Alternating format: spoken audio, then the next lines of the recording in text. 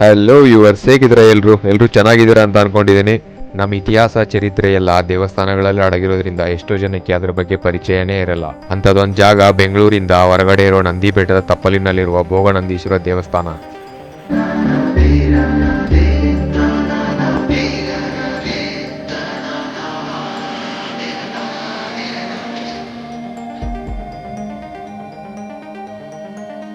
ಬೆಂಗಳೂರಿಂದ ಹೊರಗಡೆ ಇರೋ ದೇವಸ್ಥಾನ ಎಷ್ಟೋ ಜನಕ್ಕೆ ಗೊತ್ತೇ ಇಲ್ಲ.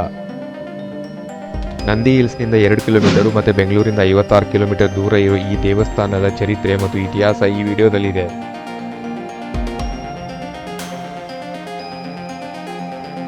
ದಯವಿಟ್ಟು ಈ ವಿಡಿಯೋನ ಕೊನೆವರೆಗೂ ನೋಡಿ. ಹಾಗೆ ವಿಡಿಯೋ ಇಷ್ಟ ಆದರೆ ಲೈಕ್ ಮಾಡಿ ಮತ್ತು ಆದಷ್ಟು ಎಲ್ಲರಿಗೂ ಶೇರ್ ಮಾಡಿ.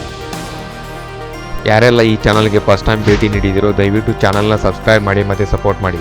ನೀವೆಲ್ಲ ಸಿಂಪಲ್ ಆಗಿ ಒಂದು ಲವ್ ಸ್ಟೋರಿ ಫಿಲ್ಮ್ ನೋಡಿರ್ಬೋದು. ಖುಷಿಯ ಸನ್ನಿವೇಶ ನಡೆಯುವ ಕಲ್ಯಾಣಿ ಜಾಗ ಕೂಡ ನೆನಪಿರ್ಬೋದು. ಆ ದುಃಖದ ಸನ್ನಿವೇಶನ ಈ ದೇವಸ್ಥಾನದಲ್ಲಿ ಶೂಟಿಂಗ್ ಮಾಡಿದ್ದಾರೆ. ಪ್ರತಿ ವರ್ಷ ಮಹಾಶಿವರಾತ್ರಿಯಂದು ಈ ದೇವಸ್ಥಾನದಲ್ಲಿ ಉತ್ಸವ ಮಾಡ್ತಾರೆ. ಈ ಸುಂದರ ದೇವಾಲಯ ಒಂದು ಹಿಂದೂ ದೇವಾಲಯವಾಗಿದ್ದು ಮಹಾಶಿವಲಿಂಗನನ್ನ ಲಿಂಗ ಸ್ವರೂಪದಲ್ಲಿ ಆರಾಧಿಸಲಾಗುತ್ತೆ. ಈ ದೇವಾಲಯದ ವಾಸ್ತುಶಿಲ್ಪ ಅತ್ಯಂತ ಸುಂದರವಾಗಿದ್ದು ದಕ್ಷಿಣ ಭಾರತೀಯ ವಾಸ್ತುಶಿಲ್ಪ ಶೈಲಿಯಲ್ಲಿ ಅತ್ಯುತ್ತಮವಾದ ಮಾದರಿಯಲ್ಲಿ ನಿರ್ಮಾಣ ಮಾಡಿದ್ದಾರೆ. ಇದು ವಿಜಯನಗರ ಸಾಮ್ರಾಜ್ಯ ಕಾಲದಲ್ಲಿ ನಿರ್ಮಾಣಗೊಂಡ ದೊಡ್ಡದಾದ ಮುಖ್ಯ ಸಭಾಂಗಣ. ಇದನ್ನ ದೊಡ್ಡ ಮಂಟಪ ಅಂತ ಕೂಡ ಕರೀತಾರೆ. ಮತ್ತೆ ಈ ದೇವಸ್ಥಾನನ ಯಾರು ನಿರ್ಮಾಣ ಮಾಡಿದ್ದಾರೆ? 9ನೇ ಶತಮಾನದಲ್ಲಿ ನೊಲಂಬು ವಂಶದವರು ಈ ದೇವಸ್ಥಾನನ ನಿರ್ಮಾಣ ಮಾಡಿದ್ದಾರೆ. ವಿಶೇಷ ಏನಂದ್ರೆ ಈ ದೇವಾಲಯ ಗಂಗಾ, ಚೋಳ ರಾಷ್ಟ್ರಕೂಟರು, ಹೊಯ್ಸಳ ಮತ್ತು ವಿಜಯನಗರ ರಾಜವಂಶಗಳಿಂದ ದೊರೆತ ದೊಡ್ಡ ಕೊಡುಗೆಗಳನ್ನು ಪಡೆದುಕೊಂಡಿದೆ.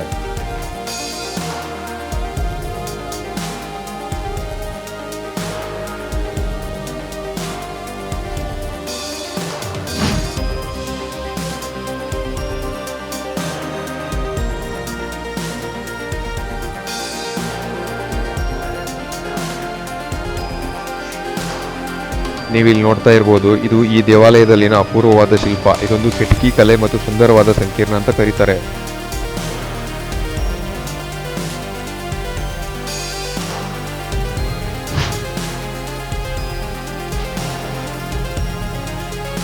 ಈ ಭೋಗನಂದೀಶ್ವರ ದೇವಾಲಯದ ಪ್ರಮುಖ ಆಕರ್ಷಣೆ ಅಂದ್ರೆ ಅದು ಒಂದದ ಮಂಟಪ.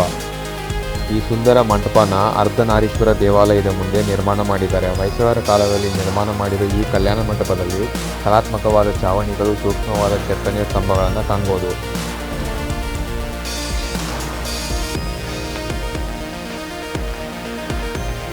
ಈ ದೇವಾಲಯ 3 ಮುಖ್ಯ ಘಟಕಗಳನ್ನು ಹೊಂದಿದೆ: ಶಿಖರ, ಮುಖಮಂಟಪ ಮತ್ತು ಹೊರ ಸಭಾಂಗಣ.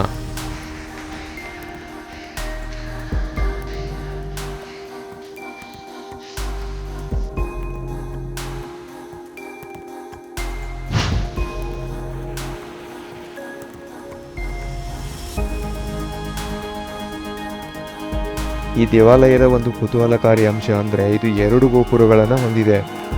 ಪ್ರತಿಯೊಂದು ಗೋಪುರದ ಕೆಳಗಿರುವ ಗರ್ಭಗೃಹ ಶಿವನನ್ನು ಚಿತ್ರಿಸುವ ದೊಡ್ಡ ಲಿಂಗವನ್ನು ಹೊಂದಿದೆ. ದಕ್ಷಿಣಕ್ಕಿರುವ ಅರುಣಾಚಲೇಶ್ವರ ದೇಗುಲವನ್ನು ಗಂಗರು ನಿರ್ಮಿಸಿದರೆ ಉತ್ತರದಲ್ಲಿರುವ ಭೋಗನಂದೀಶ್ವರ ದೇವಾಲಯವನ್ನು ಚೋಳರು ನಿರ್ಮಿಸಿದ್ದಾರೆ.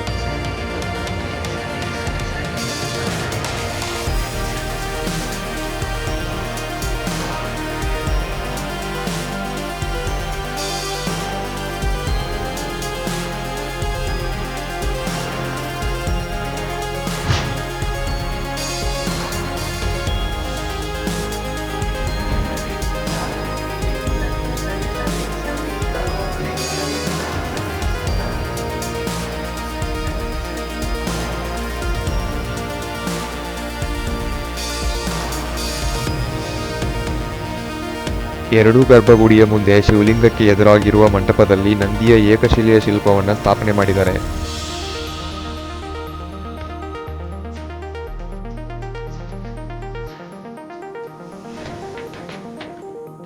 ಇಲ್ಲಿರೋ ಮುಖ್ಯ ದೇವಾಲಯಗಳೆಂದರೆ ಅದು ಭೋಗನಂದೀಶ್ವರ ಮತ್ತು ಅರುಣಾಚಲೇಶ್ವರ 2 ದೇವಾಲಯಗಳಿವೆ.